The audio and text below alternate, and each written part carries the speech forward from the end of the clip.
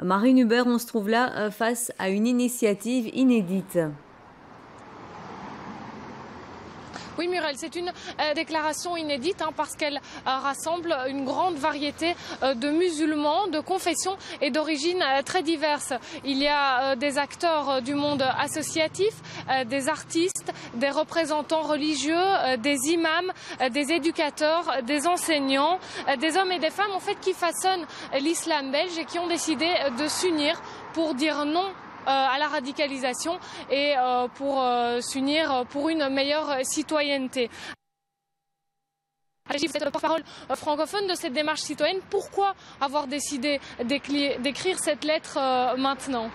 Donc voilà, nous avons été tous traumatisés par les événements de ce mois de janvier et nous avons condamné, nous avons été choqués et maintenant nous voulons agir. Ce qu'il est important aujourd'hui, c'est de montrer cette volonté de créer un réseau de convergence de beaucoup d'acteurs dans la communauté musulmane et d'agir pour lutter contre la radicalisation et pour promouvoir la citoyenneté. Il faut renforcer l'épanouissement d'un islam de Belgique aujourd'hui pour désamorcer les frustrations qui créent justement ces discours de rupture. Alors beaucoup d'experts insistent déjà sur le caractère inédit de ce rassemblement. C'est vrai qu'on ne le sait pas toujours, mais la population musulmane est très diverse et c'est aussi pour ça qu'elle paraît parfois divisée.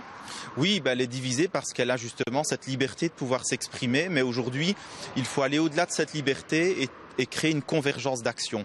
Aujourd'hui, si nous avons un imam qui prend la parole à la mosquée, des scouts musulmans qui travaillent avec une jeunesse pour les responsabiliser, un professeur de religion musulmane, eh bien chacun peut amener justement un discours qui permet de lutter contre cette radicalisation et nous voulons créer cette protection par rapport à ce danger de la société et montrer qu'en tant que citoyens, nous sommes une part de la solution. Alors au-delà des discours, comment on lutte aujourd'hui concrètement contre le radicalisme et dans le même temps contre l'islamophobie? C'est refuser les discours de haine qui justement créent des fractures dans la population à l'intérieur des communautés, mais aussi entre les communautés.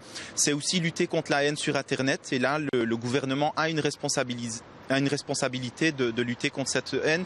C'est aussi façonner des modèles de réussite ici en Belgique de personnes qui sont à la fois citoyens, profondément musulmans, respectueux de l'autre. Je pense que c'est ainsi qu'on arrivera à faire reculer le radicalisme.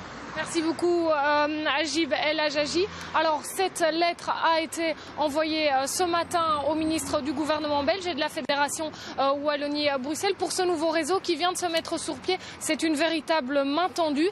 La centaine de signataires attend maintenant une réponse politique.